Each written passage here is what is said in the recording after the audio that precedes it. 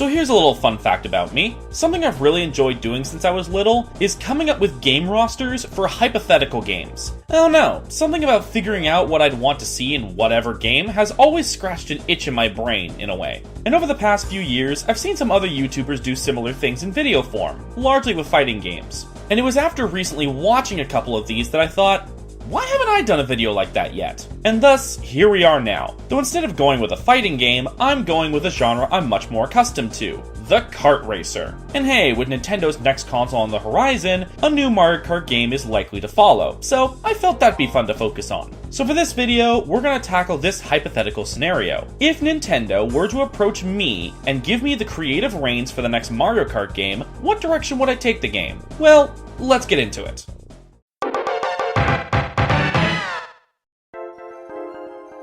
Okay, actually, before we get into the specifics, I should probably elaborate on the general approach I'll be taking for this. First and foremost, while I'm sure it's clear to most of you, I just want to quickly clarify, this is not a prediction video in the slightest. I am not expecting any of this to actually come to fruition in the next Mario Kart. This is just a funny what if, and what I'd do if I were in creative control. That said, while this is entirely hypothetical, I do still want to keep a sense of scope with everything I choose. I'm not going to ask for a bajillion characters and for every single track in the series to get remade with absolutely no reused assets. That'd be dumb and honestly not very interesting. So, here are the limitations I'm putting on myself. For the character lineup, I'm going to keep myself to the same amount that Mario Kart 8 Deluxe ended on, that being 48. And for the tracks, I'll stick with the series standard of 32, 16 new tracks and 16 retro tracks. Also, while I will go a bit into gameplay and mechanic stuff, this video will largely focus on the content side of things. And lastly, to go into my thematic approach with this, the Mario series has had a very diverse lineup of games over the past 40 or so years, whether that be with the mainline games, the spin-offs, and the numerous sub-series centered on other characters. And I want to reflect that with my character and track choices. As such, some of my picks are going to get rather deep cut and unconventional, though I suppose that's what you get for putting me in charge. But that's enough pre-ramble, let's actually get into it now. Starting with...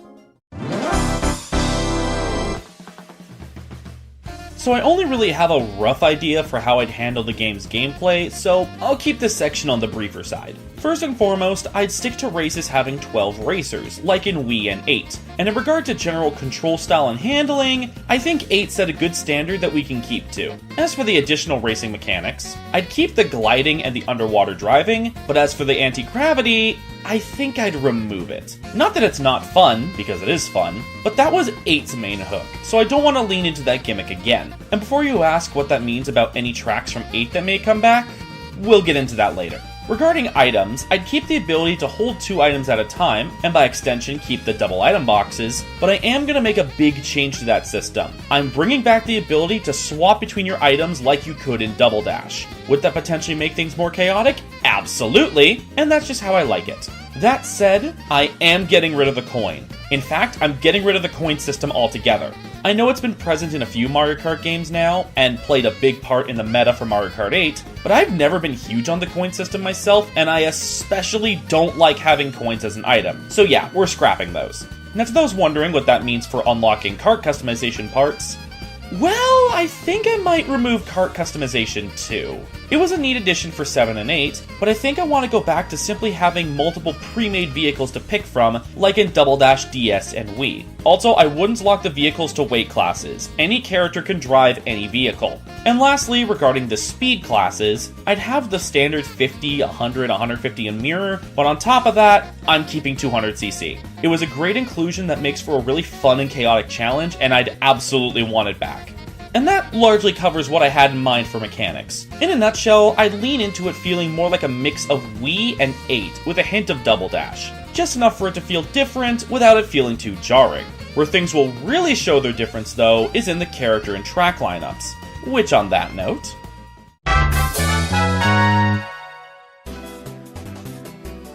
So like I said earlier, I'm sticking with a max of 48 characters for the roster. Well, technically 49 actually, if we factor in the Miis. Like in Wii and 7, I'm going to count them as their own thing, rather than have them in the main roster placings. Either way, for our first character, we've got none other than... What? Okay, yeah, let's start with the obvious ones. In row 1, we've got Mario, Luigi, Peach, Daisy, Rosalina, and because I feel she's prominent enough nowadays to stay as a regular, Pauline. Continuing on with the obvious ones, row 2 would have Yoshi, Toad, Koopa Troopa, Shy Guy, Birdo, and Toadette. And to follow that up, for row 3 we have Wario, Waluigi, Donkey Kong, Diddy Kong, I am not waiting another 15 years for his next Mario Kart appearance, Bowser, and Bowser Jr. However, to start off row 4, we've got Nabbit. Up until now, the only Mario Kart game he had been in was Tour, and with him looking to be a regular in the series from now on, such as him being playable in Mario Wonder, I felt he deserved to stick around in Mario Kart as well. And after him, we've got Wiggler. I know he's not super popular among Mario Kart players, do correct me if I'm wrong on that, but he was one of my mains in Mario Kart 7 thanks to the lack of Waluigi, so I've got a soft spot for his karting presence. Plus, him going into his anger state after getting hit is a great touch that I want to keep around. And speaking of personal bias, my next 2 picks are Dixie Kong and Funky Kong. Now Funky, I know, has a following among Mario Kart players, being the go-to of many a Mario Kart Wii player, myself included. And between that and being a Donkey Kong Country fan, I had to keep him around. And while Dixie only appeared in Mario Kart Tour, again, Donkey Kong Country fan, so she gets to tag along too. And to end off the row, we've got additional fan favorites, Dry Bones and Petey Piranha. So that's already half the roster covered, and we've yet to have anyone really out of the ordinary. Everyone so far has been in a Mario Kart game prior, even if it was just Tour. But don't worry, we'll get to those deep cut choices shortly. Kicking off row 5, we've got Baby Mario and Baby Luigi, who I admittedly was conflicted on including, but you know what? They've featured prominently in Mario Kart since Double Dash, so I decided to keep them. That said, they are the only babies I kept. Baby Peach, Baby Daisy, and Baby Rosalina are not in this roster. Though to go with the Baby Mario Bros, who first appeared in Yoshi's Island, I've got another notable Yoshi's Island character, Poochie. He's already playable in Mario Kart Tour, and you know what? He makes for good Yoshi's Island representation, so yeah, happy to have him around. And to round out the Yoshi's Island reps, we've got Kamek. As I've noted in a video before, Kamek's been considered for Mario Kart since the days of 64, and after him taking this long to finally show up, I'm not gonna give him the boot. Especially with how prominent he's remained even outside of the Yoshi games. He was one of the best parts of the Mario movie, for crying out loud. Though speaking of Mario spin-offs that focus on other characters, let's now go into the Luigi's Mansion part of the roster, starting with Professor Egad. Apparently he was actually gonna be playable in Mario Kart DS before being replaced by Dry Bones, something I didn't know until doing research for this video, but yeah, he felt like a fitting choice to help represent Luigi's Mansion. And to go along with that, you probably already guessed it, ending this row is none other than King Boo. So that's 5 rows out of 8 covered, and so far, all but one of the characters I've picked have previously been playable in a Mario Kart game. That is now about to change. So I don't actually know if these next picks would even be possible due to the legality surrounding these characters, but for this hypothetical what if, let's pretend that wouldn't be an issue. My next 2 picks are Mallow and Xeno. I recently played through Mario RPG for the very first time via the Switch remake, and I absolutely loved it, so I definitely felt a desire to include these 2. I do admittedly prefer Mallow between the 2, but they're both characters I like in their own right, so I'm including both of them. But those aren't the only Mario RPG reps I'm including. I've got one more, and it's none other than Booster. Why am I going with specifically Booster, you ask? Because he's funny and I like him, okay? Leave me alone. Though while we're talking about RPGs, next up are some characters to represent Paper Mario. Now I will admit, my knowledge on Paper Mario isn't quite as strong, having only really played Super Paper Mario and a little bit of Thousand Year Door years ago, but I do know enough to make some inclusions for the roster from this sub-series. So for my first Paper Mario rep, I decided to go with Goombario from the original. I already kinda wanted to include a Goomba in this roster, because the idea of a Goomba driving is funny to me, but instead of just going with the generic Goomba, why not? Let's include an actual Goomba character. And while yes, I could have gone with Goombella, I had someone else in mind to represent Thousand Year Door, Vivian. Even as someone who's played very little of Thousand Year Door, I am very aware of how popular and prominent Vivian is, so I felt she'd be a good choice. And for my third Paper Mario rep, I'm going with one from Super, which there were a fair few good choices to pick from. I did consider Count Bleck for a fair bit, but ultimately, I felt most inclined to go with Dimencio. I don't know, I felt he'd fit a chaotic kart racer well. And this now brings us to the last of the Mario RPG series, Mario and Luigi. which I have even less experience with than Paper Mario. The only Mario & Luigi game I've really played myself is Bowser's Inside Story, but that said, I did still want to give this series some representation, and after consulting a friend who has played all the Mario & Luigi games, I figured out my choices. They're incredibly basic choices, I will admit, but bear with me. So for Mario & Luigi, I went with the main antagonist for each of the original 3 games, meaning we've got Cackletta from Superstar Saga, Princess Shroob from Partners in Time, and Fawful from Bowser's Inside Story, and Superstar Saga, but details, as the series reps. Again, I know, incredibly basic choices, but you know what? No harm in having a few extra villain characters if you ask me. Though now we depart from the Mario RPGs to tackle another sub-series of Mario games, the Wario games. So for representing Wario, I wanted to shine some light on both Wario Land and WarioWare. So I got characters from both for the roster. For WarioWare, it was tough deciding which of the supporting cast to go with, but I ultimately went with Mona. I mean, come on, she already drives a motor scooter. She's already from Mario Karting. And for Wario Land, that was significantly easier. I went with Captain Syrup. Now there is actually one other Wario Land character I included, but for reasons I won't elaborate on just yet, we'll get to that later. And to wrap up this row, I'm letting personal bias take the wheel again, I'm adding King K. Rool. Yes, I could have found a way to include him with the Kongs higher up on the roster rows, but I didn't want to break the thematic flow I had going with the placements, and there is a reason that placing him next to Captain Syrup works. But again, we'll get to that later. And now that takes us to the final row, which is, in my opinion, the strangest row by far. For this roster so far, we've had representation for the main series, the character-specific spin-off franchises, and the RPGs. Before this final row, I wanted to show some love to other parts of the Mario series history, as well as a few extra oddball choices to cap things off. For example, I wanted to include a character to represent the Mario Party series, and as such, we're starting this row with a character many of you probably forgot even existed.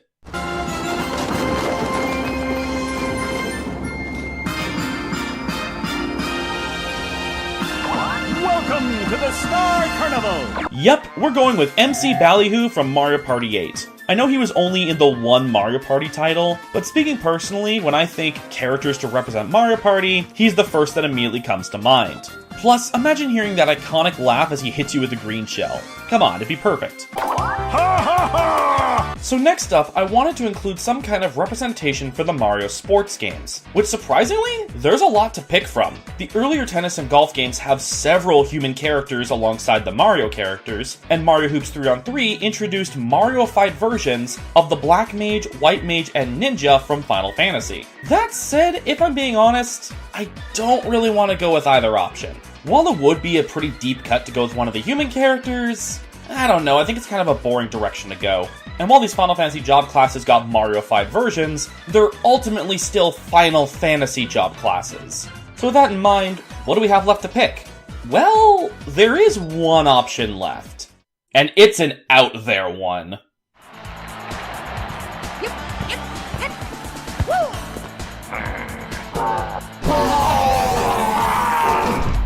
Oh yeah, we're going there. For those not in the know, this is the Super Team, a squad of Bowser-made robots who serve as the final opponents and secret unlockable team in the first Mario Strikers game on GameCube. And outside of a cameo in Strikers Charged, they have never made an appearance since. So, let's change that now. Though that said, I feel like we can get a better name than just Super. Well, from the looks of it, in other regions, they were called Omega, so we'll go with that. A platformer franchise with a robot character named Omega. That sounds vaguely familiar. Ah, right, Mega Man. Now the next character is far less of a deep cut. I wanted to include some kind of representation for the recent Princess Peach Showtime, and you know what? The game's main villain, Madame Grape, looks pretty cool, so we'll go with her. But now it's time for probably the deepest cut of the roster. Remember how I mentioned earlier that I had another Wario Land character that I didn't want to go into just yet? Well, I'm gonna do so now, because the next character is Wario Land 3's main villain, Rudy the Clown. But I'm not including him as a rep for Wario Land.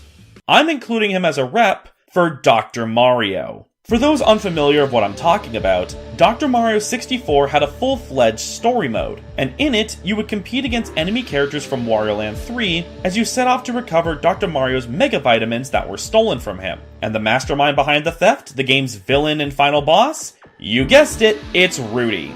Dr. Mario 64 was my first exposure to Rudy, or any of the Wario Land 3 characters for that matter. So my brain usually associates him with Dr. Mario, and as such, he'll be representing the Dr. Mario games in this roster. Told you I'd be making some deep cuts with this roster, and we've still got 2 characters left to go.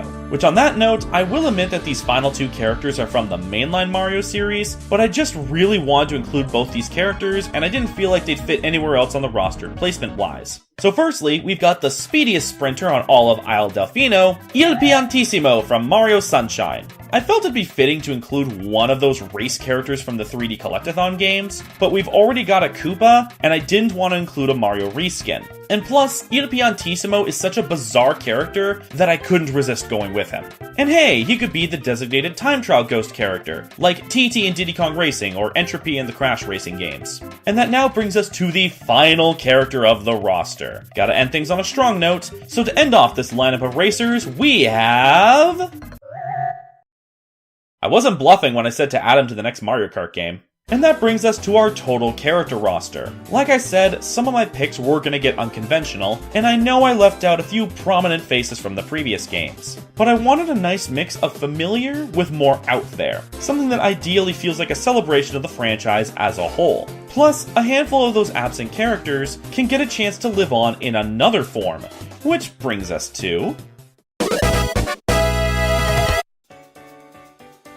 So you know how in Mario Kart Wii, they introduced 2 variants of the Mii that had 2 separate costumes? And then expanded on that idea in Mario Kart 8 with a few different characters getting alternate costumes or alternate color palettes? Well, I want to expand on that even further. In this game, every character would get some kind of alt. Now, it would vary per character. Some would just get alternate color schemes, while some would get full-on different outfits, but I felt this be a fun little extra to have for the roster. And it'd give us the chance to reintroduce characters that previously got cut. I won't go over every single character and what I do for their alts, but I'll go over a handful. For Mario, I'd go with some kind of power-up based look. If we're using already existing Mario Kart characters here, something like Tanuki Mario or Metal Mario.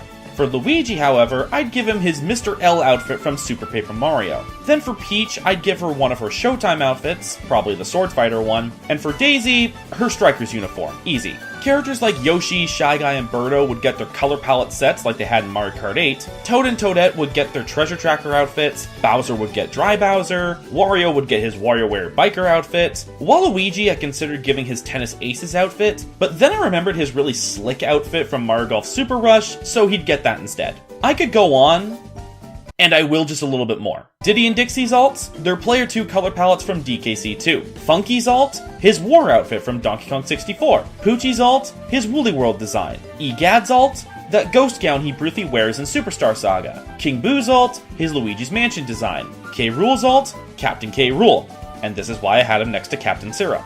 But probably my favorites for the alts are the ones that incorporate alternate characters. I already mentioned the Mario examples and Dry Bowser, but the other 3 I thought up were for Koopa Troopa, Donkey Kong, and Kamek. For Koopa Troopa, his alt would turn him into Paratroopa, finally bringing him back from Double Dash. For DK, his alt would turn him into Donkey Kong Jr., and Kamek's alt would turn him into Kami Koopa from the Paper Mario games. Now yes, this is all pretty minute in the grand scheme of things, but stuff like alternate costumes is a nice little extra to having games like this. But with that said, that's all I've got for characters. So let's now head into the other key aspect of Mario Kart.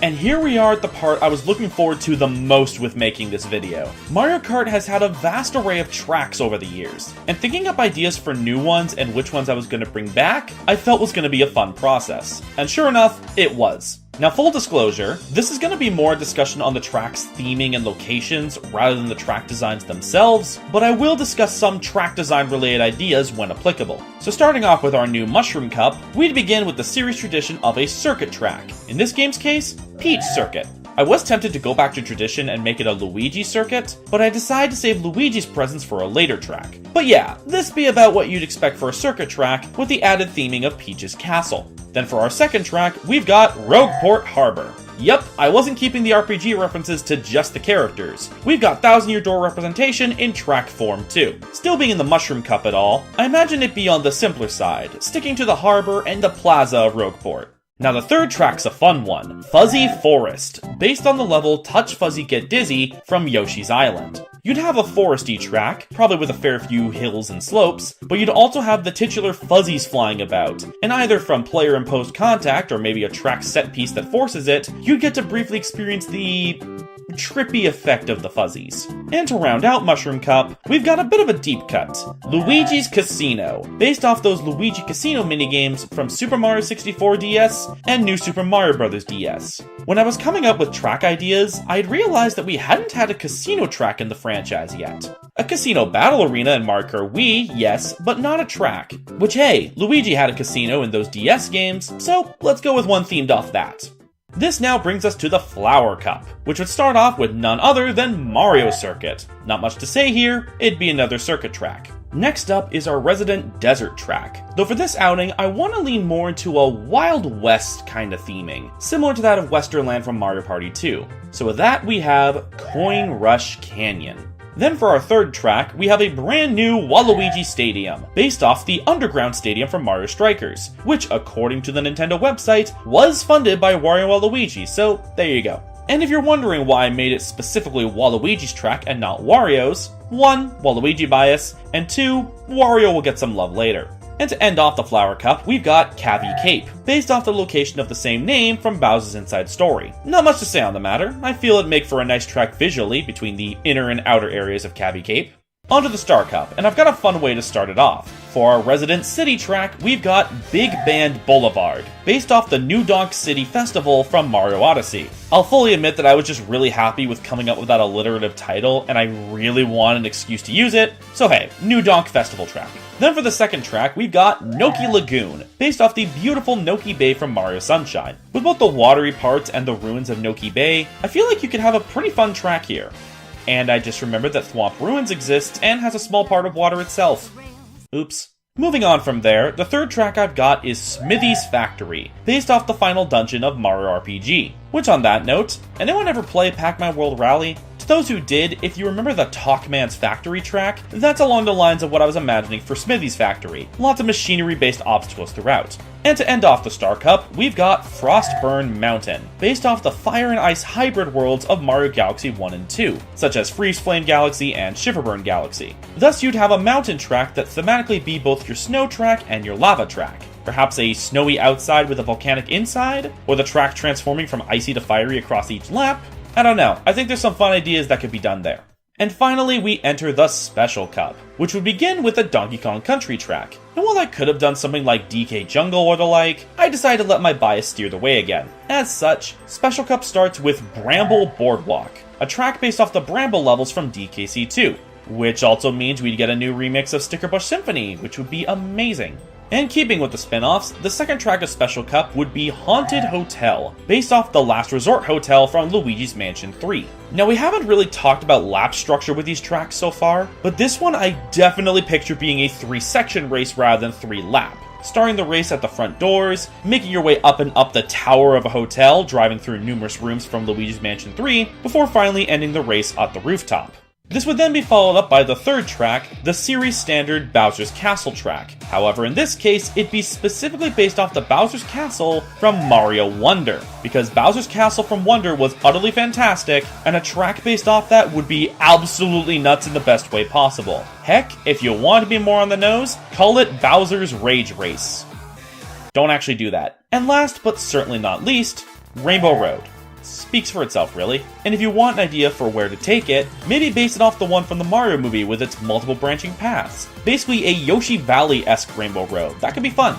So that wraps up the new tracks, but what about the retro tracks? Well, before we go into what I picked, I'm gonna fill you in on my mindset with these. So going off rumors and how Nintendo's handled this with previous consoles, the Switch 2, or whatever it ends up being called, will likely have backwards compatibility, meaning that Mario Kart 8 Deluxe will still be playable on the new system. With that in mind, I decided to challenge myself. So as to give as fresh of an experience as possible, and because we removed the anti-gravity, I did not include any tracks that are present in Mario Kart 8 Deluxe. None of its new tracks, none of its retro tracks, and that includes the ones added in the Booster Course Pass.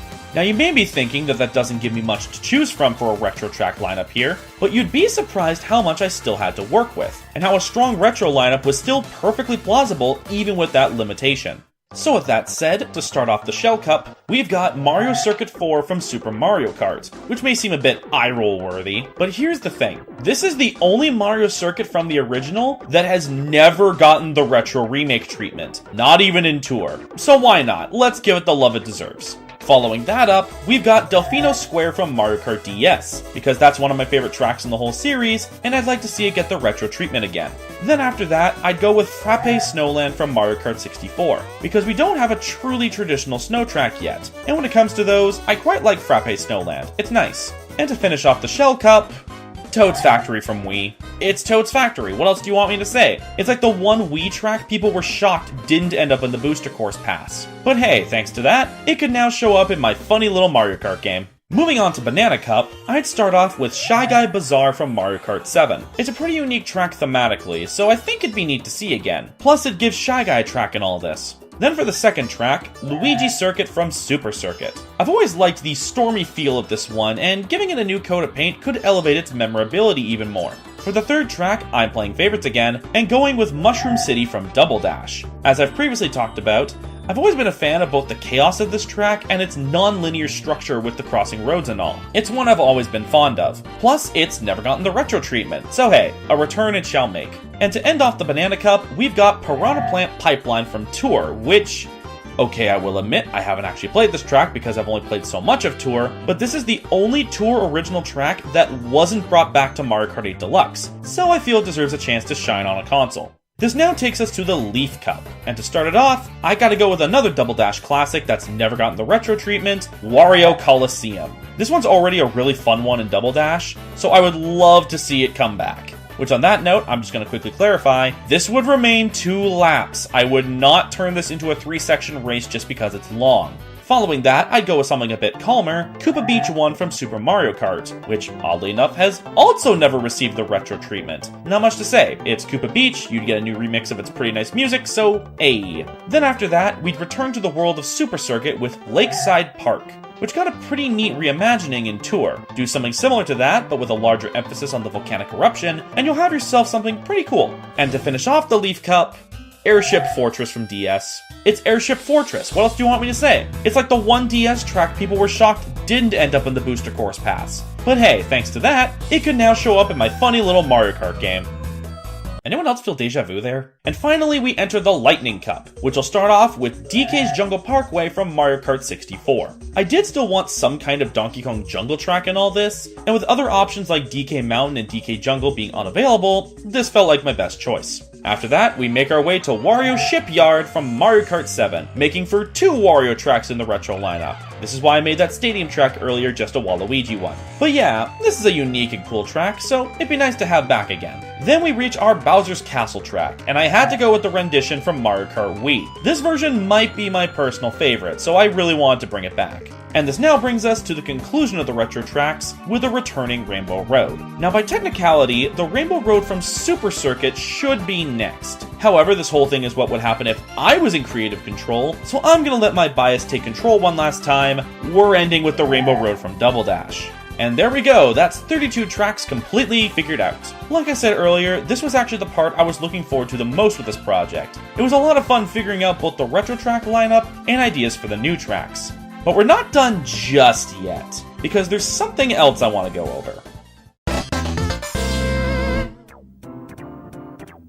So on paper, this should be a pretty straightforward segment. We've got our Grand Prix, versus races, time trials, battle mode, and online play, the usual. But there's a couple things I want to go over in those regards. Firstly, battle mode. While the point system structure has been neat, I think I'd like to go back to a traditional last man standing based battle mode. But on top of that, I'd bring back Shine Thief, Bob on Blast, which that one can be point based, and why not for a team based battle mode, bring back Renegade Roundup 2. That one's fun. As for the time trials, like I mentioned earlier, I like to imagine Il Piantissimo being a ghost racer to compete against in the same vein as TT and Entropy, and that by beating all his times, you unlock him as a playable character. Which actually, yeah, on that note, unlockables, I'd go back to the old school system of having specific cups or challenges give you specific things, rather than the random order system that Vanilla 8 did. In fact, you could tie the alt costumes to the style of unlocking too, but it wouldn't just be from Grand Prix or Time Trial. Which brings us to the other mode I want to talk about, Mission Mode.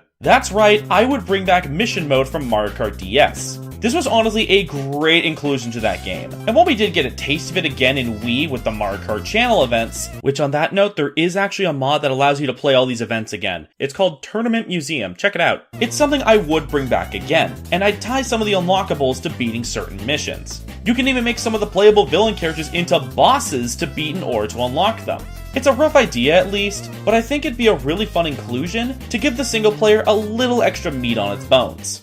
So yeah, that's about everything I've got for this. I could have gone further into stuff like post-launch content, but I didn't want to bloat this video too much. Though actually, you know what? Let's make this extra fun. If you were put in charge of the post-launch for this hypothetical Mario Kart, what kind of characters or tracks or costumes would you add? Or would you do something entirely different? Feel free to let me know in the comments. I'm curious to see what kind of creative ideas you all have. But yeah, I apologize if this video was kind of all over the place. Like I said at the start, I haven't tried something like this in video form before. But again, this kind of figuring out hypothetical games thing is something I enjoy doing every now and then, and I felt it'd be fun to do so in a video for you all to enjoy. So, well, I hope you enjoyed this. With that said, this has been BenjaMage, thank you all for watching, and until the next video, have a nice day everybody.